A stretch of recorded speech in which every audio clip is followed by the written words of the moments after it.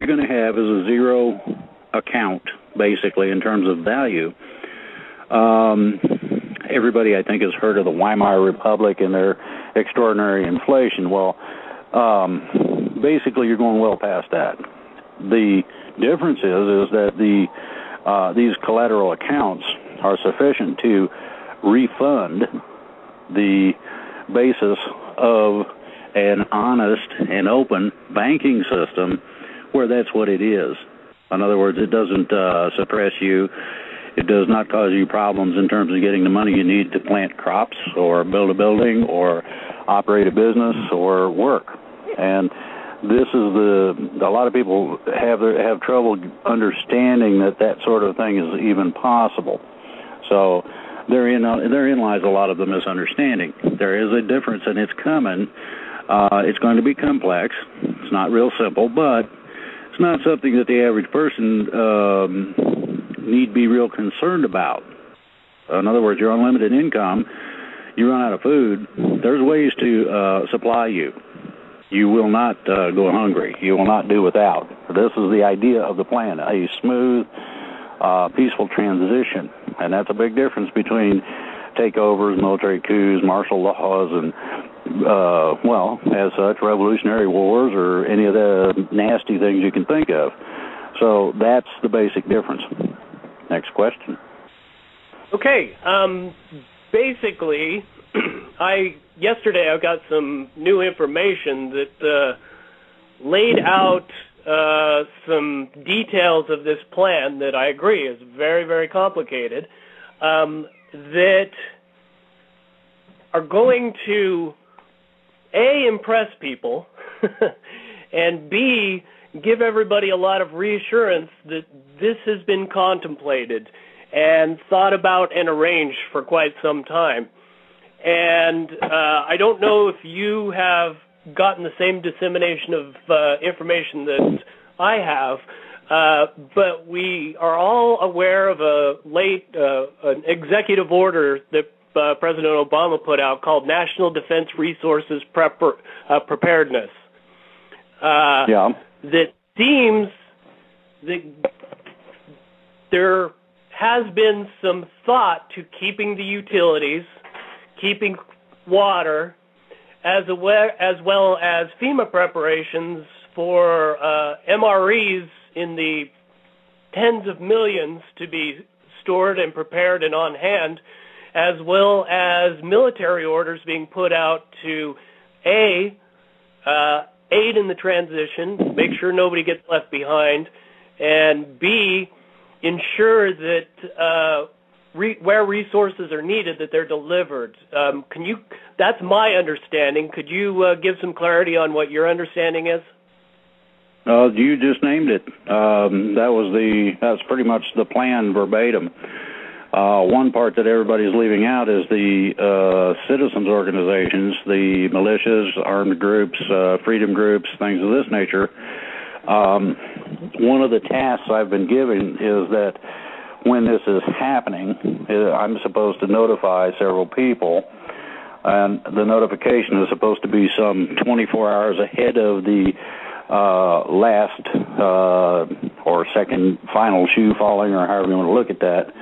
And basically what this means is that you'll have a heads up about 24 hours, give or take, before extraordinary events. Now, the other part of this goes to a combination of mass arrests of the people who have perpetrated these things on other people. Some of the things that have been done, if anybody really takes a look at it, aren't too humane. I've seen people living in squalor that was worse than what most dogs endure when they're not taken care of. And as a matter of fact, we drop off food for a couple of people in our near our location here that need it. So what you're looking at is that the plan was designed to do several things. One, to make sure the population didn't suffer in the process, and secondly, make sure that there are agreements within the plan at certain points of action that gives the civilian authority to a civilian for what the overall plan is. This means that you're going to have a temporary, and I do mean temporary, and I'm going to capitalize that, brand it on your forehead if you believe it, temporary office holders. Now, the deal with that is that it takes a commander-in-chief level in order to deal with executive orders that are bogus, treaties that are unconstitutional, etc. There's a lot of this stuff that needs to be taken care of. I don't know if you've gotten a hold of the same outing that I read a couple of days ago, but it stipulates a 120-day wait period to reelect people, to see whether or not that the local government has been corrected. That goes to localization. People that are below the governor level may not be exactly who they say they are and that sort of thing, or have done things that are contrary to holding their office. These people need to be removed directly by the people. You need to do this in a reasonable manner. You work with your sheriff and you get rid of the person, be that taking them into custody or whatever. But the premise of it is that yes, everything is going to be looked to that any normal person can think of. And the idea behind that, as I said again, is that you don't need to be overtly anxious or extraordinarily concerned. It's a serious matter, a very serious matter. But to go along with these things, you have to remember this. In this 120-day period, you're going to have voting 24/7, so that things can be decided, worked out, etc. Legalities are going to be based in common law. That's totally different from the maritime or admiralty code and statute that we live under now. An extraordinary difference. So people need to be aware that a lot of the things that they were familiar with or knew well are getting ready to change. That answer it? More than answers it. I need to make a quick announcement to Wolfstar Radio listeners. At this time, we are not planning to take call-ins today. We have a tremendous amount of information to go over and a lot of clarification to get to. So I would appreciate everybody just kind of listening in and hearing what's put out so we can get this information done in the 2 hours that we have. Okay.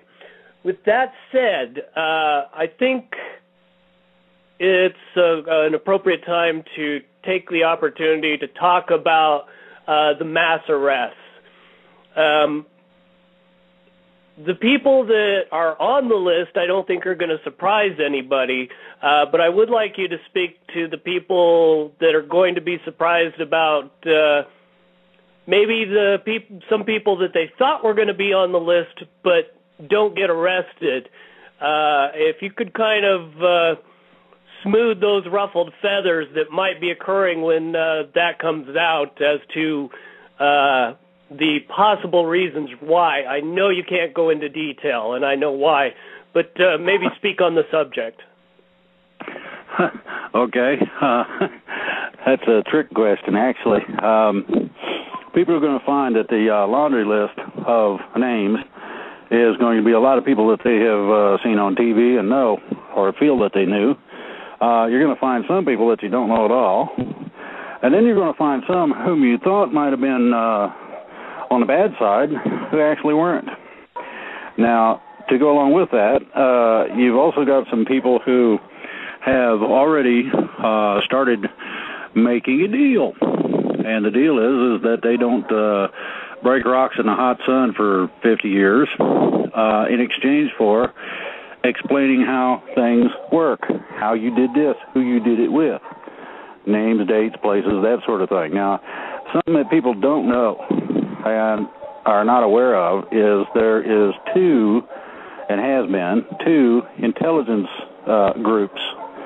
Varying agencies have multiplicities. These multiplicities are good guys and bad guys. The good guys have been collecting data on the bad guys. Of course, vice versa as well. But the thing is that it's kind of hard for a judge to ignore the videotape. Now, is that you? And, you know, when you look right at the camera, it's pretty obvious, okay? When you hear a person's voice saying such and such when they probably shouldn't have said anything at all, that gives you a pretty good idea as to what to go on in terms of whether or not the person's dirty or not. This involves, in terms of the dirt, now this is another thing. Some people actually went out and honestly invested and made money. And some of these rich people that everybody would think they would be dirty by assumption or association aren't. They're simple, honest people who accidentally fell over a good deal. They took the good deal. And some of them, a lot of people don't get this, some of them, in terms of the amount that they had to put in, was greater than they had. They borrowed against their car, their wife, you know, whatever, took those funds because they believed in what they were doing and invested them and in some form or another. These are the honest ones, and they will not be included on the list, and some of the names will probably surprise some people. A lot of the names that are directly associated and well-known will be more than obvious. So then again, you have to remember, if somebody knows stuff that nobody has been able to figure out or has really great information on, they might mitigate their sentencing. In other words, they won't hang them, etc., or execute them in some other form or fashion. If they help him out. Well, the guy saved his life. Now, what he ends up with depends on how deep it goes, what he can do for the good side, the good guys, how he can help. And if some of these people truly turned out to be key people, as I've heard they are, then you've got a situation where that help might be worth not even incarcerating them. Now, that don't mean they walk away with anything other than a clothes on their back. Don't misunderstand that. You might see some fat bankers sitting on the curb going, now what do I do? Just like a lot of unemployed people I know. So there's a lot of variation in this, and it's going to be up to a combination of what they did, how much they're willing to help to rectify that, and exactly where it all goes to. So, you know, I've heard information on several occasions that implicate a lot of people that people are kind of looking for to maybe help straighten things out. And so that, to me, was a little bit of a shocker or a surprise. I agree.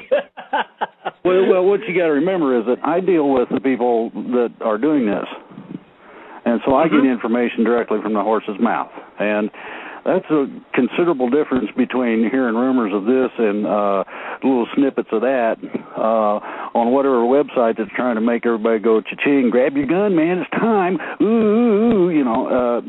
People don't need that. We got enough trouble trying to make sure the kids are fed and behaving. I mean, you know, that sort of thing. We don't need any extra stuff right now. We could use some employment. I will agree with that, and I understand that this goes along with this, so I'm going to add it. One of the things about the collateral accounts is that they will have funds and funding managers. By that, I mean that the accounts, there are going to be a certain amount of money to a foundation, and a certain specific person will be handling the foundation. In other words, you go and you present your case, and then that case is decided on its merit and maybe funded even more than what is being asked for. The variations in this go to a combination of character, judgment, common sense, simple things. So this is something to understand. If there's a way to create 5,000 jobs instead of 500, and there's not that much money difference in terms of what it is to start with, what would you do? I know what I'd do. 5,000 jobs in certain areas? My goodness. You know, the extraordinary difference between what has been and what has been taking place is, as I said, extraordinary. It's a shock. It's unbelievable. So, you know, everybody kind of, you know, hunker down and hold on because it's coming. I agree. And